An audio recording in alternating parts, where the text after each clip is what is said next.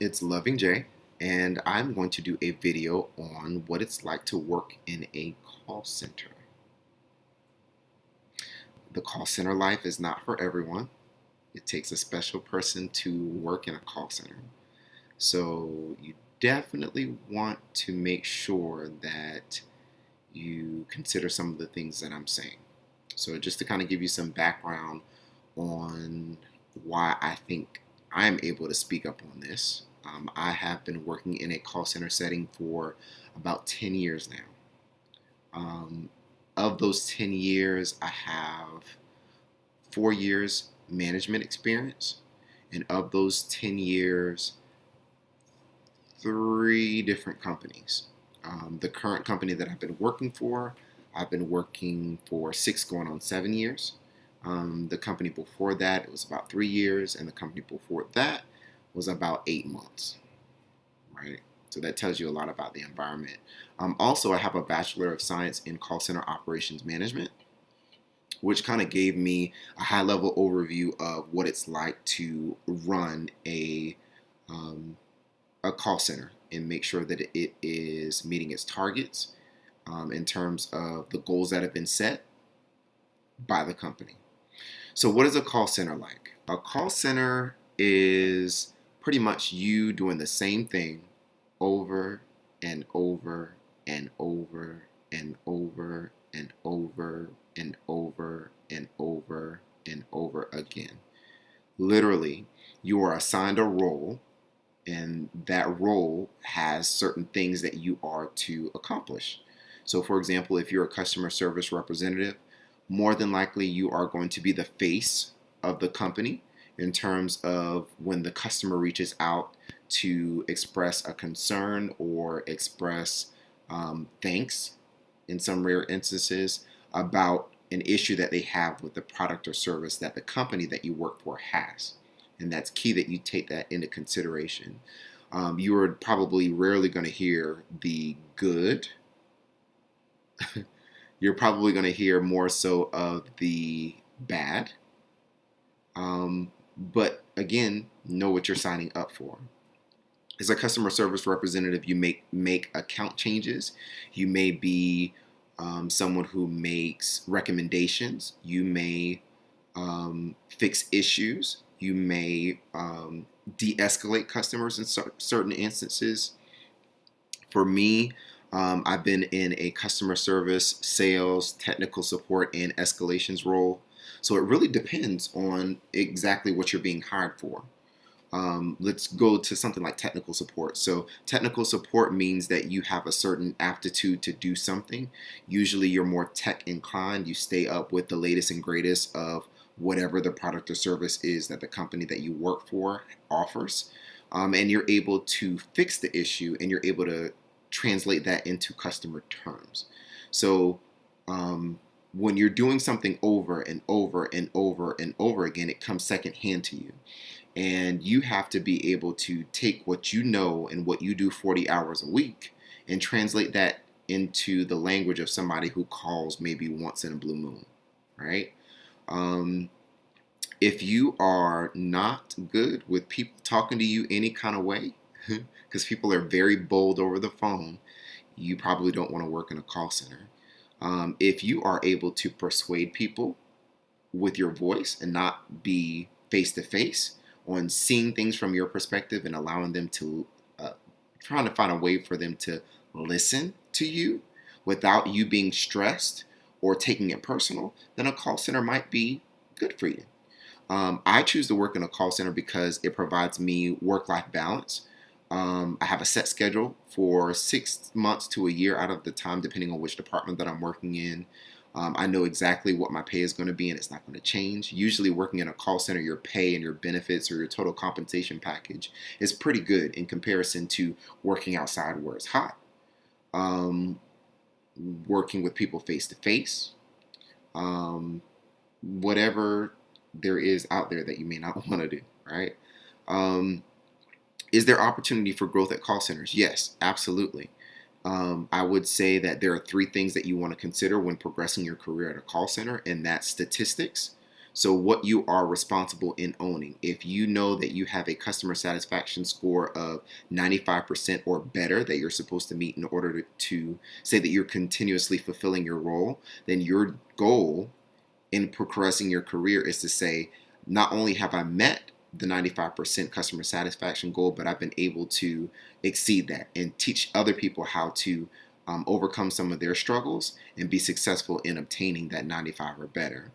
Second would be um, having a champion or a coach or a cheerleader. You know, I got that term from those terms from a mentor. So your coach is going to give it to you how it is. If you're not doing what you should be doing, they're going to tell you what it's like, but they're not going to sugarcoat it. A cheerleader is that person that you go to and they say, okay, it's okay. You got knocked down. You didn't meet your 95% customer satisfaction goal this month, but you can do it. You've been doing it for the past 5 months. Shake it off. You can do it.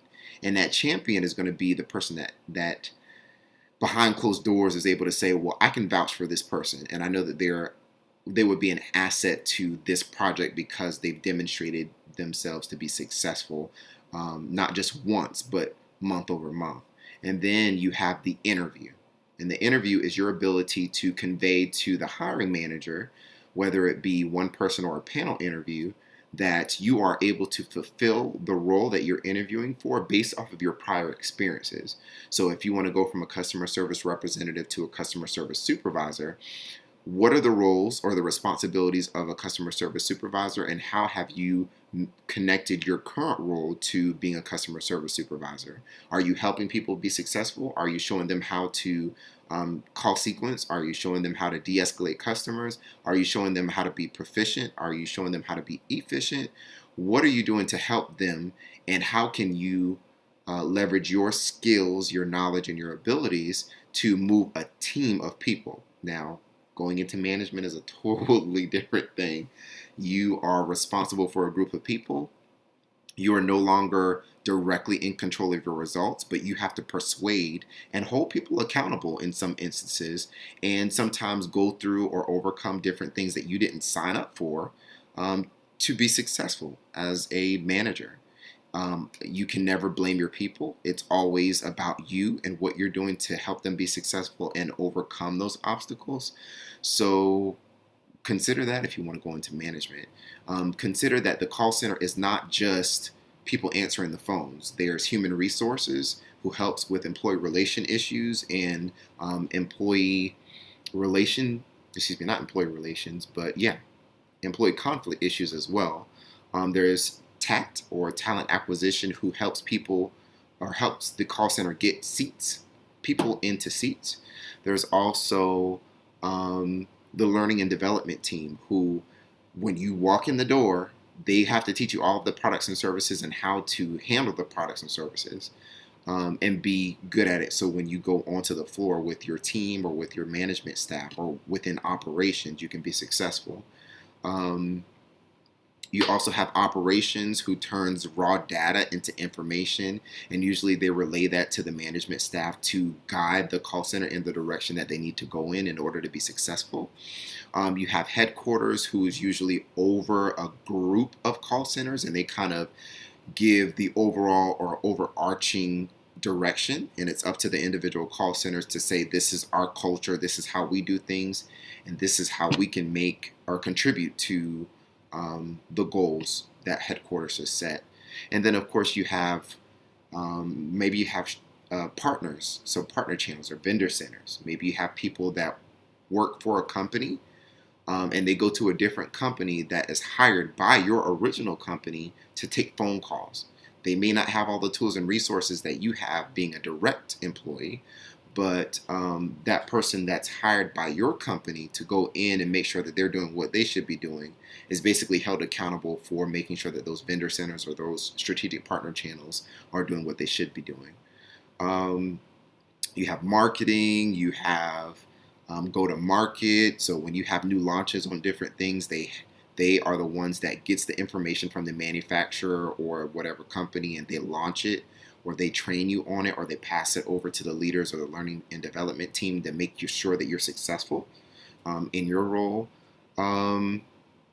and they're very varying different things. Each call center is set up differently. In literally inside of the call center, you might have a row of cubicles, excuse me, or you might have pods. It really just depends on how it's set up. When working for a call center, know that it can be very, very stressful, very, very stressful, and you're going to do the same thing over and over and over and over and over again. You're going to have people talk to you any kind of way. You are going to have people say some not nice things. Sometimes personalities within the call center are not the best, but usually when you look at your total compensation package in comparison to working someplace else, it's better, right? There's no one person or no set personality that I feel can work in a call center. It really just depends on your mindset and how you approach it. But the 10 years that I've had good call centers, I've had bad call centers, I've had good employers, I've had bad employers. And you should check out the video that I put about jobs and careers, and that will help you do some research on if this employer that you will be working in a call center of is going to be the best fit for you. Are they going to meet all of your needs? And is it going to be something that you're willing to wake up and do and leave your family for 40 plus hours a week? Can you work from home? Do they have flexible schedules? How often do you change your schedule? How often do you change roles? Are there development programs to help you move your career in the right place? How are jobs posted? Do you have to network to get into jobs? Do they offer job shadowing? A lot of different things that you should consider. I can't complain. It has its days, it has its moments, but I never am lacking. Yeah. So if you have any questions or concerns, feel free to comment or reach out. Remember, you are loved and you are needed, and I'm here for you. Have a good one.